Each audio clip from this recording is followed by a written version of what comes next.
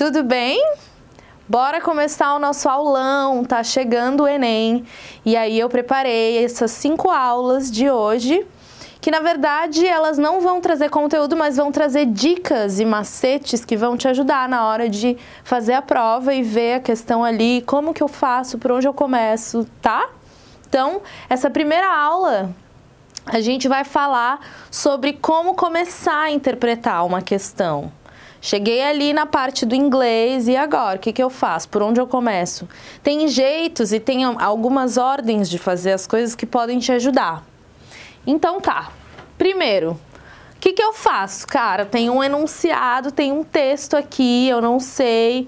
Vamos começar pelo enunciado. Eu sei que naturalmente a gente pensa, não, eu vou ler logo o texto, porque eu já vou saber do que tá falando, mas é muito mais interessante tu começar pelo enunciado, porque aí quando tu for ler o texto, tu já vai saber o que tu tá procurando ali. Vou dar um exemplo bem bobo, tá? Que não tem nada a ver com o Enem, mas é um exemplo.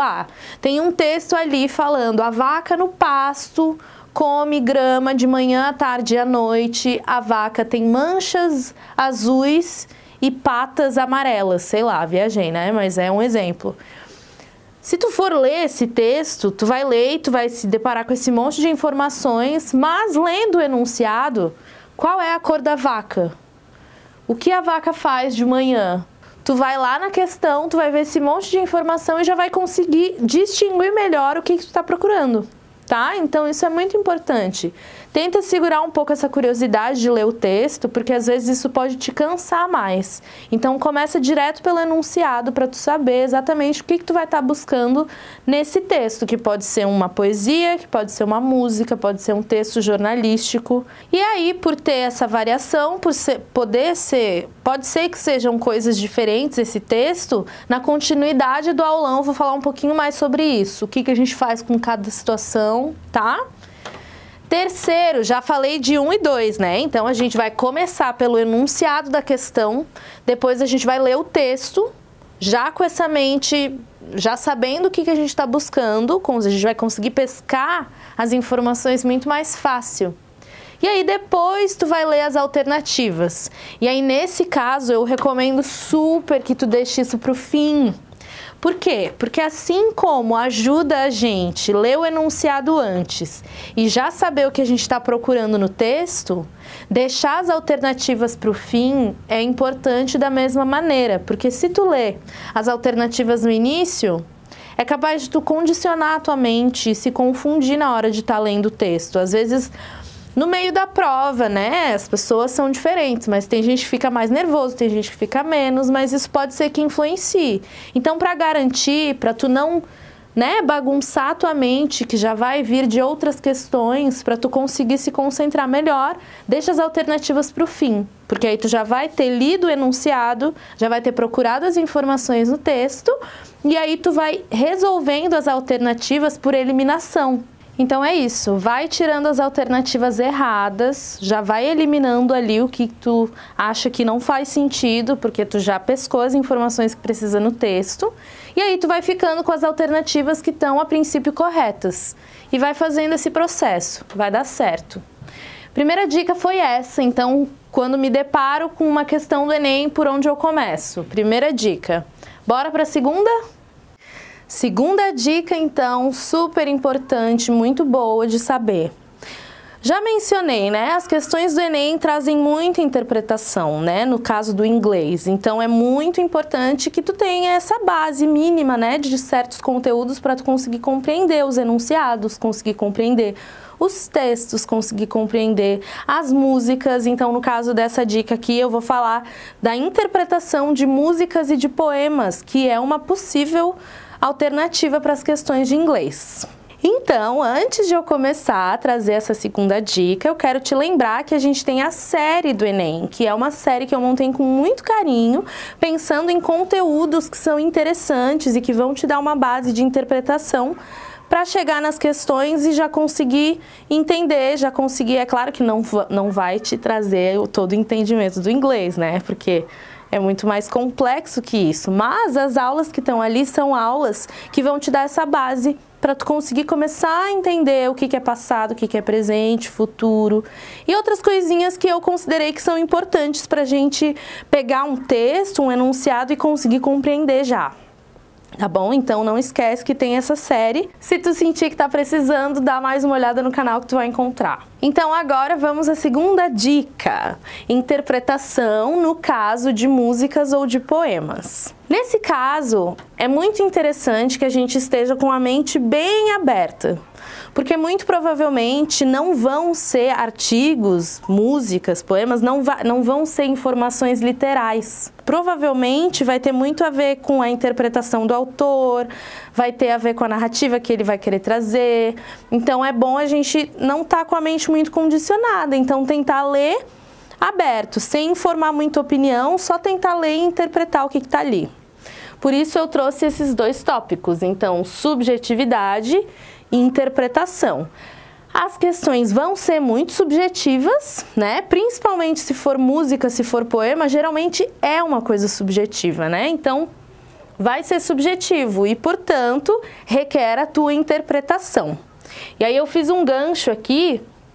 Nesse caso, quais são as coisinhas que dá para se atentar e tentar prestar mais atenção ali no que tu tá lendo? Geralmente, essas músicas ou poemas vão trazer questões com assuntos pontuais. Pô, vou falar de amor, vou falar de dor, sabe? Então, questões que não são tão pessoais, mas que são pontuais. Então, é sobre amor, ou é sobre término, é sobre revolução, enfim, possibilidades infinitas, né? Podem ser também relatos pessoais, um poema ou uma música que fala de uma experiência, de uma vivência, pode ser também. Histórias contando alguma narrativa, falando de algum personagem ou acontecimentos, né? E geralmente, se a gente for parar para pensar, é sobre isso que músicas e poemas falam, né? São geralmente essas opções, assim. Então, é interessante, principalmente no caso de ser músicas ou poemas, é interessante que tu consiga entender, compreender o enunciado, porque muito provavelmente esse enunciado não vai te pedir a tua opinião, né? A gente sabe que as questões têm alternativas, então provavelmente essas alternativas vão ser referentes a poema ou a música. Então tu precisa só prestar atenção nessa narrativa, né? Nessa história que está acontecendo ali. E aí eu fiz outro gancho trazendo aqui coisas para a gente também prestar atenção na hora de estar lendo e na hora de estar olhando as alternativas. Elementos do poema, então procurar coisas que são marcantes ali. Ou seja, personagens que foram mencionados, localizações, momentos, né? Às vezes tem alguma referência de tempo, mesmo que seja algo bem subjetivo, podem ter descrições também. Então, são coisas que vão direcionar o sentido dessa música ou desse poema, né? Eu acho que é isso. Manter a mente aberta, tentar não se relacionar muito pessoalmente, né? Porque provavelmente não vai ser sobre a tua opinião, vai ser sobre o que está escrito ali. Então, na hora de tu resolver essa questão, eu acho interessante que tu leia o enunciado, depois tu leia a música, leia o poema, assim como eu falei na dica anterior, e aí na hora de resolver, tu vai por eliminação de alternativas, que eu também mencionei na dica anterior, que é, tu vai ler o poema, vai interpretar, na hora de tu ver as alternativas, pô, essa aqui já tá errada, nada a ver. Segunda, parece que tá errada, não tenho certeza, vai pra próxima. Nossa, essa aqui, super errada. E vai indo assim. E aí tu vai tentando encontrar essa justificativa de coisas certas. Ao invés de pensar, ah, essa aqui tá errada por causa disso, disso, disso. Cara, não bateu, não encana, já passa pra próxima. E aí, se tiver alguma que tá encaixando ali com o que tu conseguiu ler e interpretar, fica nelas, né? E aí vai tentando, pô, por que essa é mais certa que a outra? E eu acho que isso vai te ajudar e vai ajudar essa tua resolução, né? Vai ajudar esse raciocínio a acontecer de uma maneira mais eficiente. Bora para a terceira dica? Meu Deus, me deparei com um texto enorme, com um texto cheio de palavra, grande, calma. Não se assusta. Trouxe aqui na terceira dica técnicas de leitura. Então, assim, eu vou começar falando quais são as técnicas de leitura. São duas, scanning e skimming, né? Que é essa coisa de tu escanear ou então de tu bater o olho e ver o geral. Mas uma coisa que eu tenho para dizer antes de trazer essas técnicas é que muitas vezes a gente já faz elas de uma maneira natural. Então, não adianta, às vezes, querer chegar na prova, vou aplicar a técnica de leitura. Muito provavelmente já vai estar fazendo isso, né? Das questões anteriores e tal, mas às vezes, quando a gente chega na questão de inglês, de línguas, a gente se afoba e dá um nervoso, né? Se tu tá se sentindo inseguro ainda em relação aos conteúdos, dá mais uma olhada no canal, tem um monte de aula, tem a série com conteúdos específicos para a prova, e isso pode te trazer mais segurança. Mas é normal. Às vezes a gente chega na questão de línguas, ai meu Deus, e agora? Vai dar tudo certo. Então tá. Técnicas de leitura. Scanning. O que é o scanning? Geralmente é quando a gente procura palavras-chave no texto. Ótimo, funciona super bem. Tô lendo um texto ali, encontrei o nome de um personagem, encontrei uma referência de tempo, encontrei uma localização, ou então um verbo, que é um verbo forte que eu já conhecia. Você agarra nisso. E aí tu vai olhar essas palavras, e aí geralmente a gente olha as palavras que estão ao redor para entender o contexto, para entender qual que é a história, né? Porque às vezes, sei lá, achei o verbo estudando no presente contínuo, por exemplo. Tá. As palavras ao redor, estudando o quê, estudando aonde, estudando com quem. Isso é entender o contexto da informação. Então, scanning é basicamente isso. Tu vai lendo o texto, procurando palavras que são fortes, palavras que são importantes, tá? E aí a gente tem o caso do skimming, que é quando a gente bate o olho no texto, dá uma lida nele de uma forma mais superficial, vai lendo os parágrafos, né? Vai tentando dividir o texto por seções mesmo, não de uma maneira forçada, mas assim, né? Olhando o texto num geral, lendo ele não necessariamente rápido, mas de uma maneira mais superficial, sem esse olhar afiado, buscando as palavras-chave, para tentar entender mais ou menos qual é o contexto do texto, do que está falando, é um poema, é um artigo, né? Esses dois métodos de leitura, que nem eu falei no início, às vezes a gente faz eles naturalmente, sem nem perceber que está fazendo. Então, o que eu queria dizer, de verdade, é calma. Eu acho que quando a gente encontra uma questão com um enunciado assim grande, né, com um texto grande, dá um nervoso. Então, é isso. Se tu lembrar dessas técnicas, vai te dar uma segurança a mais, mas muito provavelmente tu já vai estar fazendo elas. E eu trouxe porque eu achei que seria interessante saber disso, sabe? São dois métodos de ler, né, um enunciado, que é buscar informações pontuais ou ler de uma maneira mais superficial, no caso do skimming, buscando o contexto geral ali, tá? Então, mas além disso, como eu já falei, eu vou falar de novo, calma, não se afoba, vai lendo devagar, porque às vezes quando a gente se afoba, a gente perde informações muito importantes, tá? Próxima dica! Bom, então vindo da última dica, que eram os métodos de leitura, aqui eu trouxe uma outra dica que se encaixa no que eu estava falando, né? Então, quando a gente se depara com textos jornalísticos, é a situação da dica anterior, né? Quando a gente tem algo maior, quando a gente tem algo mais complexo, precisa de um pouco mais de atenção, a gente precisa aplicar ali alguma maneira, algum método de leitura mesmo, né? Precisa de uma atenção a mais, não é um enunciado, nem um texto simples. Bom, nesse caso aqui, quando é um texto jornalístico, a gente pode ter vários métodos, vários jeitos de abordagem, né, do autor. E eu coloquei aqui que é uma coisa muito importante que a gente entenda qual que é a pergunta feita. Então, lembra da primeira dica, né? Lá no início que eu falei, ó, lê sempre o enunciado primeiro. Sempre. Independente de ser texto jornalístico, ou poema, ou música, a gente vai sempre ler o enunciado para tentar entender o que a gente está procurando. Beleza, entendeu a pergunta feita. Aqui, a gente tem algumas possibilidades do que essa pergunta pode estar querendo saber. Então, pode ser que seja uma pergunta que nos pergunte qual é o propósito do texto, qual é o intuito, objetivo, e aí isso vai aparecer camuflado lá nas alternativas, né? Ah, texto X fala sobre a razão do autor ter escrito, enfim, sei lá, tô inventando, mas assim, falando do propósito do texto, então tu precisa entender por que que o autor escreveu aquilo, né? Segunda opção é a opinião do autor. Então pode ser que seja um texto jornalístico e a pergunta queira saber qual que é o posicionamento do autor, qual que é a opinião dele. E aí, muito importante lembrar que é a opinião do autor e não a tua, porque isso eu sei que às vezes é difícil, né? Às vezes a gente lê as coisas, sei lá. No Enem até acontece isso, né? Em muitas questões, assim, são questões que tratam muito do cotidiano, das atualidades, né? Do nosso país e dos outros países também, do mundo, né? E às vezes pode ser que surja alguma questão polêmica ali que te incite a ter ali o teu posicionamento. Não é que tu não possa ter, deve ter. Mas na hora de interpretar a questão, tentar, sabe? Tentar não focar nisso, assim. Tentar focar na interpretação de texto mesmo, porque é o que as alternativas vão estar pedindo, né? Então, nesse caso, é isso. Se for para pedir a opinião do autor, tentar ler com calma, que nem a dica anterior que eu falei.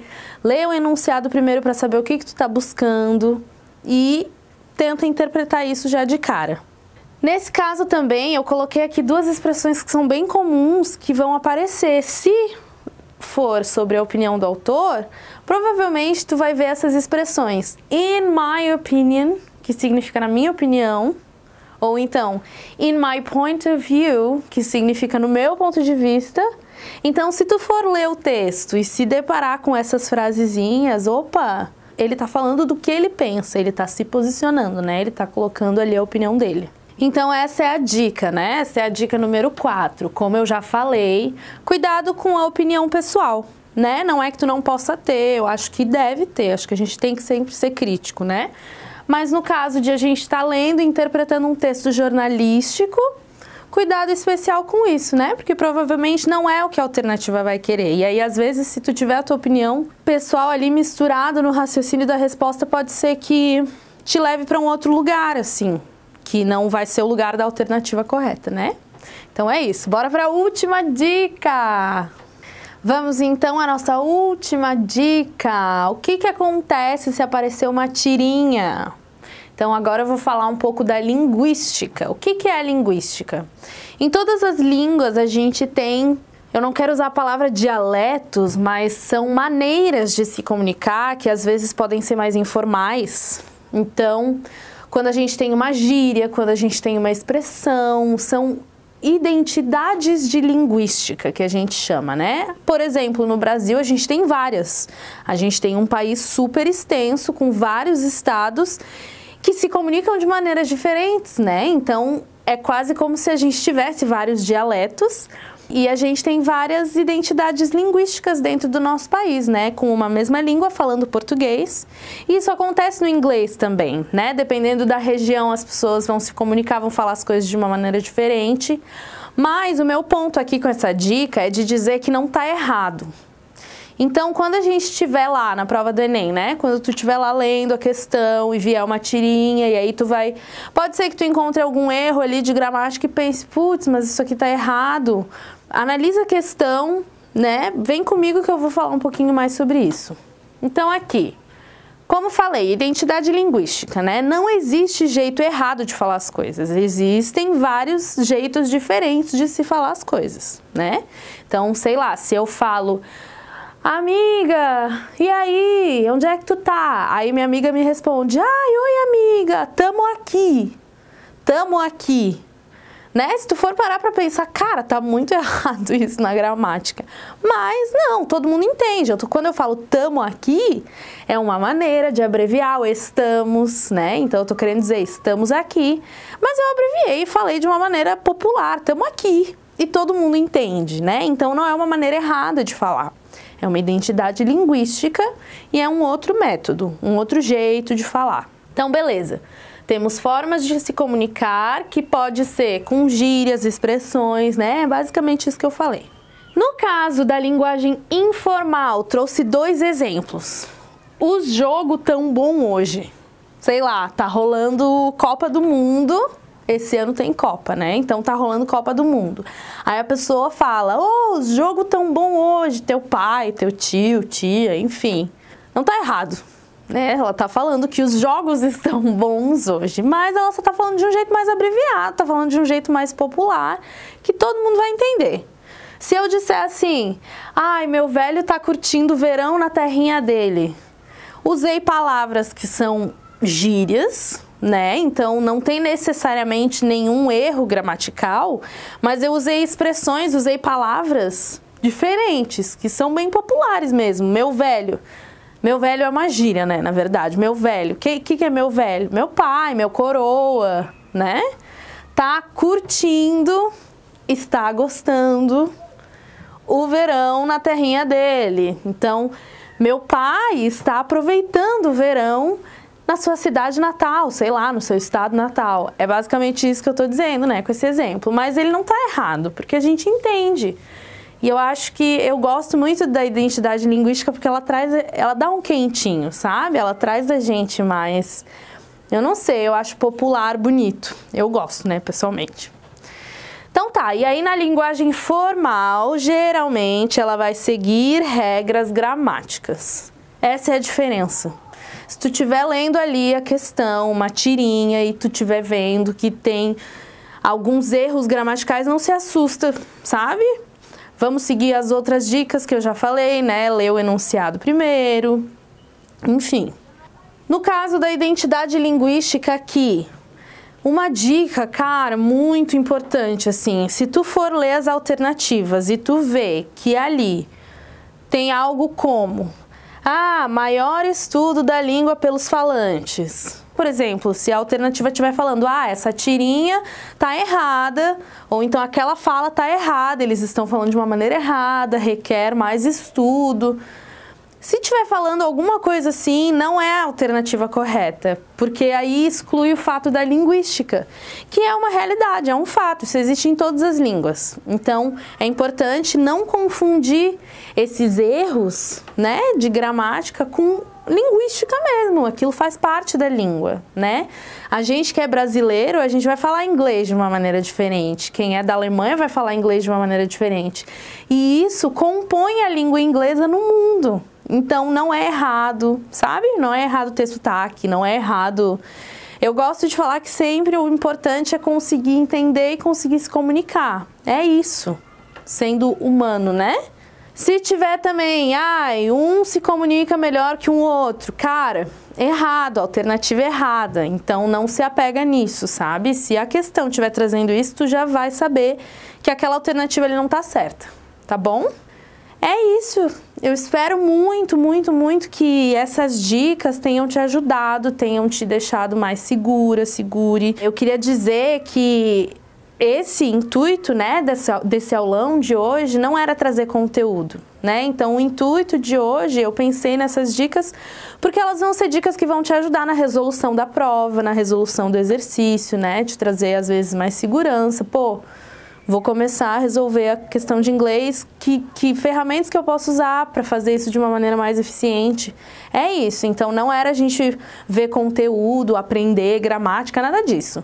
Para isso tem a série, que foi construída com muito carinho, e se tu ainda estiver sentindo alguma insegurança em relação a algum conteúdo, dá uma olhada na série que eu construí com bastante carinho, pensando em conteúdos que são bem básicos, sabe? Que vão te ajudar a ter uma base do inglês. Não é um curso de inglês, né? São 10 aulas que te dão essa base, assim, para tu conseguir chegar nas questões de inglês com um entendimento bom, né? Para conseguir responder elas.